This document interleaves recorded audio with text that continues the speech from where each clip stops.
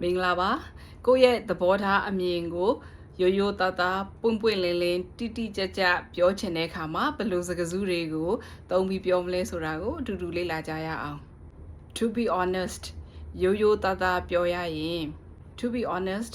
I'm too tired to go out tonight ရိုးရိုးသားသားပြောရရင်ဒီညအပြင်ထွက်ဖို့သိပ်ပင်ပန်းနေပြီ To be honest I didn't like the movie ရိုးရိုးသားသားပြောရရင်အဲ့ဒီရုပ်ရှင်ကိုကျွန်မမကြိုက်ဘူးဒုတိယတစ်ခုကတော့ပွင့်ပွင့်လင်းလင်းပြောရရင် frankly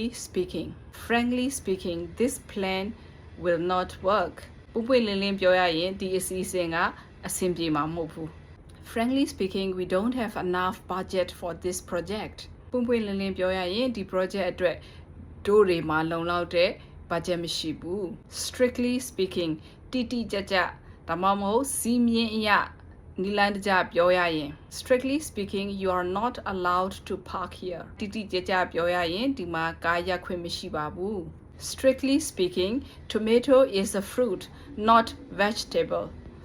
တိတိကျကျပြောရလို့ရှိရင်ခရမ်းချင်သီးက